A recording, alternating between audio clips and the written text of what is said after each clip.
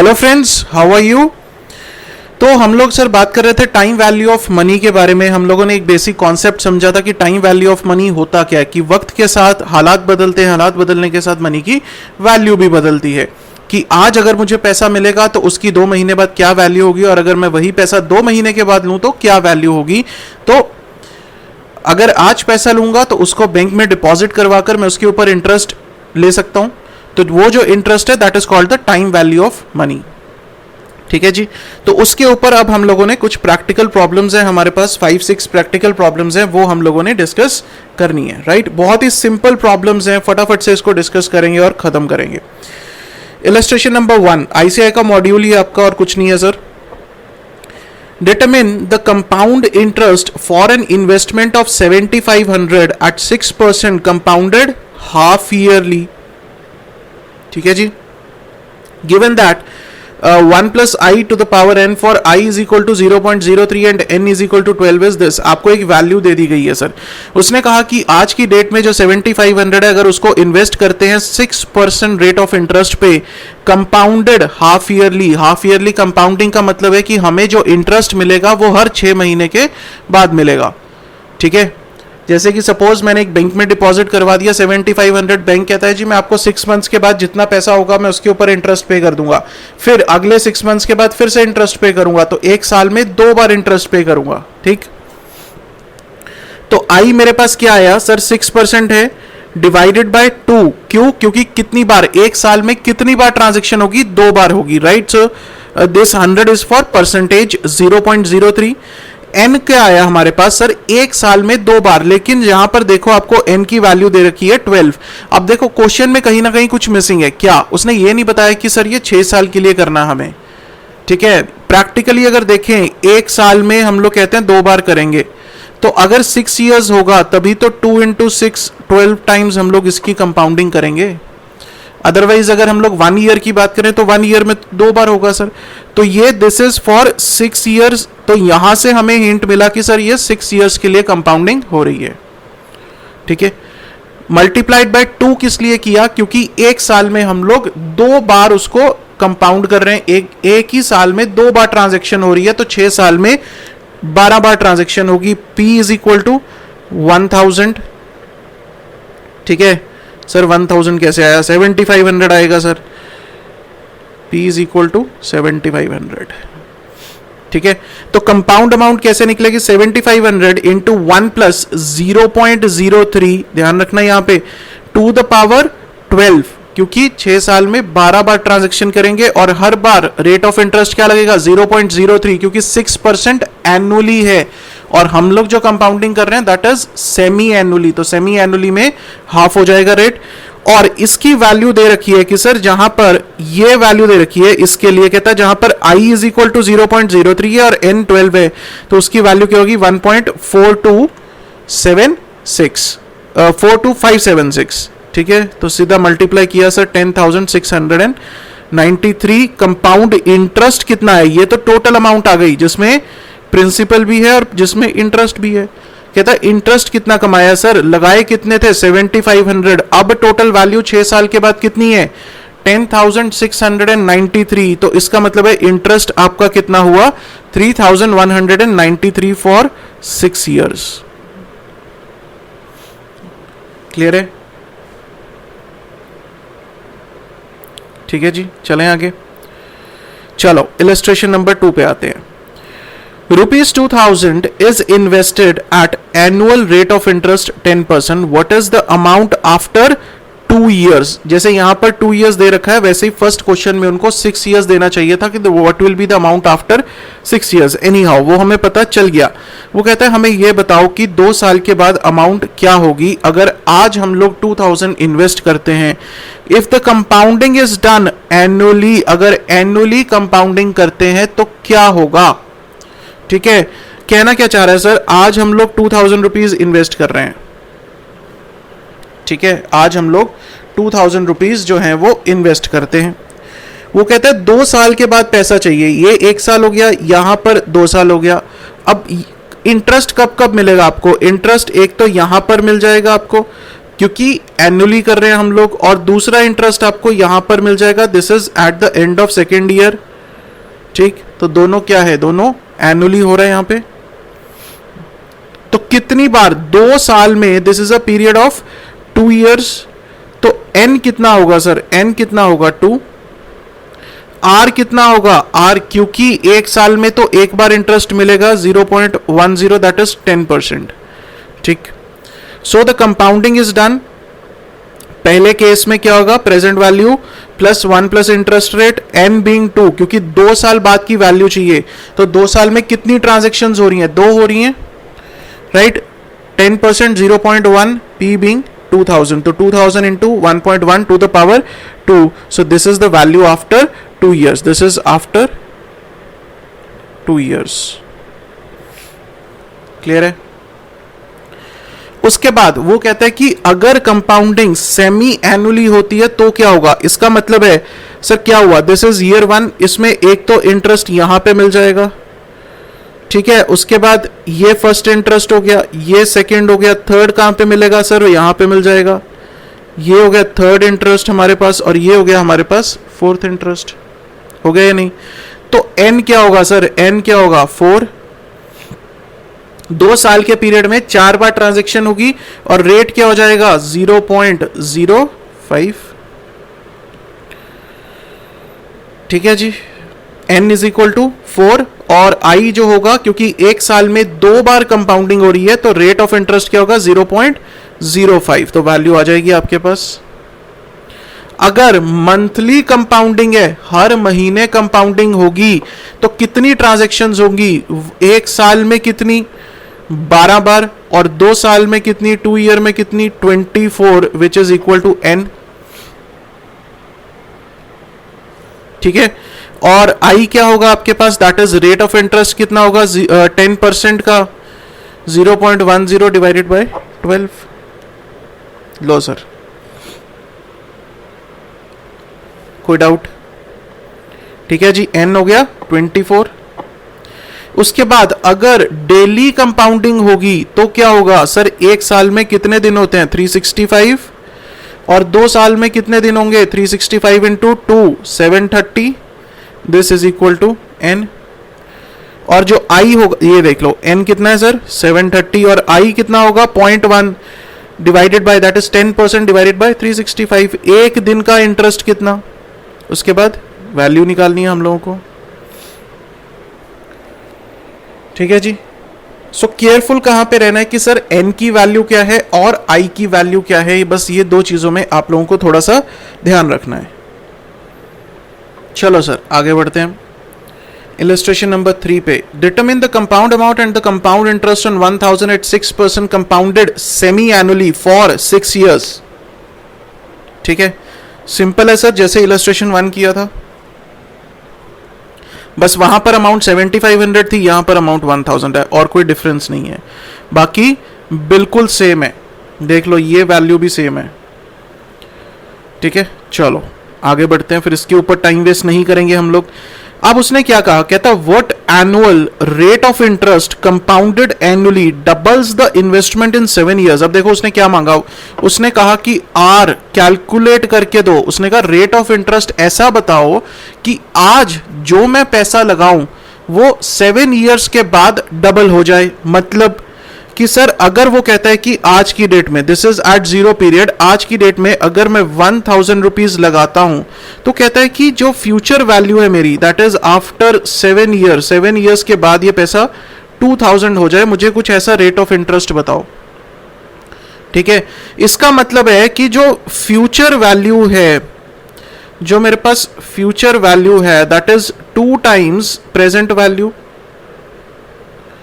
लिख सकता हूं ना मैं इसको, future value is equal to 2 times present value is equal to 2p लिख सकता हूं मैं इसको, f को।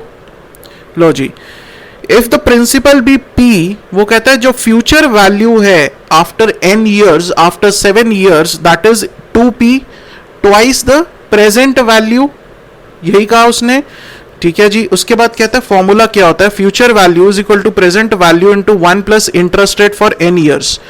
यहां पर अब फ्यूचर वैल्यू को मैं किससे रिप्लेस कर दूंगा, 2p से, जो मैंने यहां पर इक्वेशन बनाई, क्योंकि उसने कहा था कि डबल करना है सर पैसा, is equal to p 1 plus i, i means rate of interest हमें नहीं पता, टू द पावर 7 ईयर्स के बाद की है, तो बस इसको हम लोगों ने सॉल्व किया सर, p से p कैंसिल हुआ, 2 is equal to 1 plus i to the power 7, यहां पर मैं इसको 7 को यहां पर ले आया, 2 raise to power 1 by 7 is equal to 1 plus I, और इसकी वैल्यू आप लोगों को दे रखी है, ये दे रखी है, बस वैल्यू पुट की सर, -1 किया, आई की वैल्यू आ गई 10.41%, ये आ गया सर।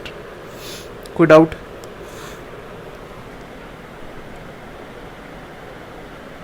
ठीक है, क्लियर है, चलो आगे बढ़ते हैं।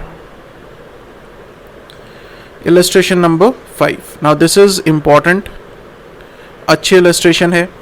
A person opened an account on April 2012, 1 अप्रैल को मान के चलते हैं उसने अकाउंट खुलवा लिया, with a deposit of 800, the account paid 6% interest compounded quarterly मतलब एक साल में कितनी बार, 4 बार। On October 1, 2012, he closed the account and added enough additional money to invest in a 6-month time deposit for rupees 1000, earning 6% compounded monthly। वो कहता है पहले तो उसने खुलवाया सर अकाउंट, ठीक है, अकाउंट में उसने 800 रुपए डिपॉजिट करवाए। हुआ क्या, टाइमलाइन समझना ध्यान से, क्या है सर, ये है 1 अप्रैल, ठीक है, 1 अप्रैल को उसने 800 रुपए करवाए डिपॉजिट, एक अकाउंट खुलवा लिया, ठीक है जी। उसके बाद चलते गए, उसको पसंद नहीं आया सर, वो कहता रेट ऑफ इंटरेस्ट कम है। 1 अक्टूबर को उसने क्या किया, ये अकाउंट करवा दिया क्लोज, और एक टाइम डिपॉजिट में पैसा लगा दिया, ठीक है ना। टाइम डिपॉजिट में कितना लगाया, 1000 लगाया, टाइम डिपॉजिट में उसने 1000 रुपए लगा दिए, कंपाउंडेड मंथली कंपाउंडिंग है उसकी, ठीक है जी, बहुत बढ़िया, यहां तक समझ में आ गया। और इसकी जो कंपाउंडिंग थी, इसकी कंपाउंडिंग कैसे थी, क्वार्टरली थी। अब ये बताओ, जो इसने ये 800 रुपीज बैंक में डिपॉजिट करवाए थे, वो कितने पीरियड के लिए रहे और कितने पीरियड का उसको इंटरेस्ट मिलेगा इसके ऊपर। सर कंपाउंडिंग थी क्वार्टरली, मतलब 1 अप्रैल को उसने अकाउंट खुलवाया, तो अप्रैल, मई और जून 3 महीने, यहां आ गया मेरे पास 30 जून। उसको यहां तक पहले एक इंटरेस्ट मिलेगा, इंटरेस्ट मिल जाएगा उसको, बिल्कुल मिल जाएगा sir.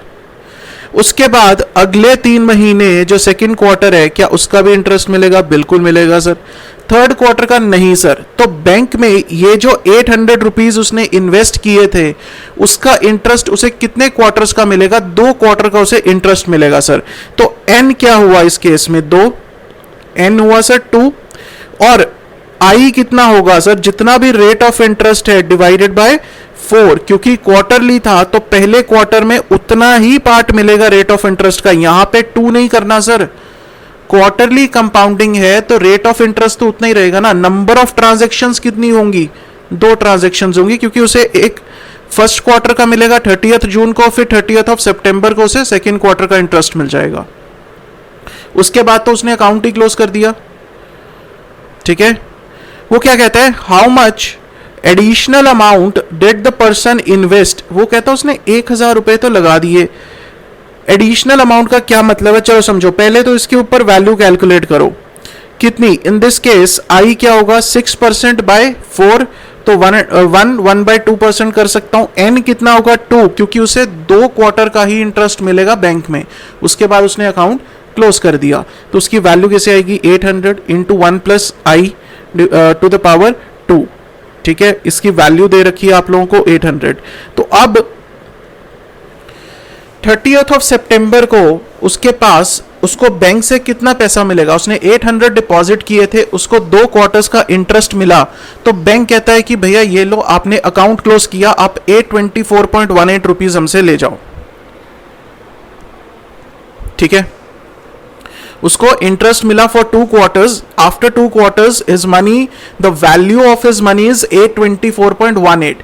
Now he is depositing 1000 rupees in the time deposit. Now what is the additional amount that he has invested in the time deposit? Additional amount means 824.18 he has received from the closure of his bank account, but he is investing 1000. That means he is adding 175.82 rupees from his own pocket while investing in the time deposit. Clear? So this is what the first part wants to say. Second part, what was the maturity value of this time deposit on April 1, 2013? That means next year. So after another 6 months. Now be careful in this thing that in case of time deposit, the compounding is monthly, not quarterly. Right, so in the next 6 months, अब उसने पैसा कब invest किया? उसने 1st of October को किया, और हमें वैल्यू कब चाहिए सर? अब 31st of March 13 को. एक ही बात है सर, 1st April हुआ या 31st of March हुआ. अब इसको कितनी बार पैसा मिलेगा सर? 1 2 3 4 5 6 बार पैसा मिलेगा सर. एक बार यहां पे मिलेगा, फिर यहां पे 2 3 4 5 और 6. तो n क्या हुआ? 6. क्योंकि मंथली कंपाउंडिंग है, हर महीने उसको इंटरेस्ट मिलना है. Every month he will be receiving interest on the time deposit, right? So the number of transactions will be 6. What will be the I? I will be the rate of interest divided by 12. Why 12? Sir monthly compounding है, तो 1 month का rate of interest कितना होगा? ठीक है, in this case the time deposit earned interest compounded monthly for 2 quarters, 6 months का. तो आई कितना हुआ? 6/12, 1/2 0.5%, 0.5%. n is equal to 6 transactions, क्योंकि हर महीने उसे पैसे मिलना है. Every month he will be receiving the money. p is equal to 1000. obviously is invested 1000 rupees, so the required maturity value will be this much. Clear? Now it says how much is the total interest? Here the interest earned is 24.18 in the first case, that is from the bank for the first 6 months, right? And in the second case 30.38 from the time deposit. So the total interest earned is 54.56. That is the time value of money, right? So he's asking you for the only interest part. So don't write 824.18. Out of 824.18, 800 is the principal amount that he invested. He earned the interest of only 24.18. So be careful in the examination while attempting this part. क्योंकि exam में हम लोगों को बहुत sir जल्दी होती है, तो हम लोग क्या करते हैं, पूरी वैल्यू उठा के लिख देंगे. नहीं, उसने क्या पूछा? उसने सिर्फ और सिर्फ इंटरेस्ट पार्ट पूछा है. कहता tell me the total interest earned in the 1 year. 6 months from the bank, another 6 months from the time deposit. उसका सिर्फ और सिर्फ इंटरेस्ट बताओ मुझे. Clear? So this is a very important question. 5 marks के लिए expected question है आप लोगों का. ये वाला जो ओल्ड कोर्स के हैं ऑब्वियसली उनके लिए ये सर, न्यू कोर्स में तो खत्म ही कर दिया sir time value of money. आ जाओ सर इलस्ट्रेशन नंबर 6 पे. Ramanuj has taken a 12-month car loan of rupees 6 lakh. The rate of interest is 12% per annum. What will be the amount of monthly loan amortization? ध्यान से सुनना अब इस question को. क्या कह रहा है? वो कहता है आज की डेट में एक 6 लाख रुपीस का लोन लिया. ठीक है सर, क्या? At the rate of 12% per annum. बहुत बढ़िया सर, ले लिया, बहुत अच्छी बात है. अब वो क्या कहता है? कहता अगले 20 महीने, next 20 months he will be repaying this loan, right? This is a loan, so that means he will repay some amount this month 1, then he will be repaying something on month 2, he will be repaying something on month 3, and so on month 4, and so on till month 20. So for the next 20 months he will be repaying something. He will be repaying what? He will be repaying principal plus interest. He will be repaying principal plus interest, right? He will be repaying principal plus interest. Clear? Principal plus interest every month. वो कह, तो question क्या कह रहा है? Question कह रहा है कि सर मुझे ये अमाउंट बताओ कितनी होगी. कहता मैं आज की डेट पे खड़ा हूं, I'm standing at 0 period, but I want to know this amount. Today, what is the value of this amount today? So I say, whatever I will be paying, say this amount, I assume it to be X, right? So if I want to find out the today's value of this amount, what I will do is I will discount it, I will discount it, I will discount it, I will discount it, isn't it? So that means X, that is this future value of loan amortization multiplied by present value factor, right? This will be, अगर मैं पूरे 20 साल का ले लूं, अगर मैं पूरे 20 साल का X मान लूं, ठीक है, तो X into present value factor, जो क्यूमुलेटिव प्रेजेंट वैल्यू फैक्टर है मेरे पास, that should be equal to 6 lakh, ठीक है ना? तो X की वैल्यू क्या है? X is what? X is nothing but the monthly instalment,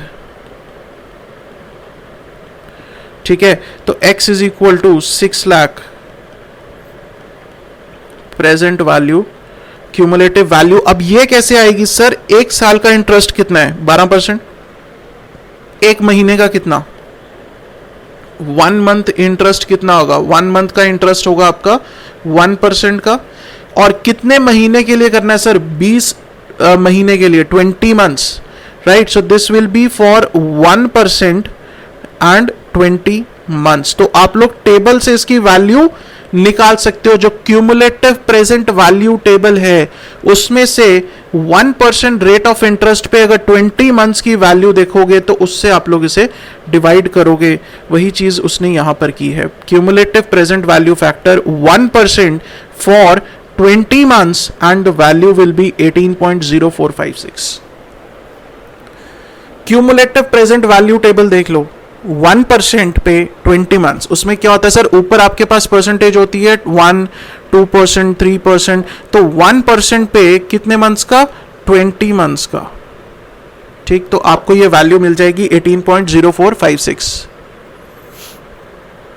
right? तो आपके पास ये आ गई सर मंथली इंस्टॉलमेंट कितनी होगी. कोई डाउट? ठीक है जी.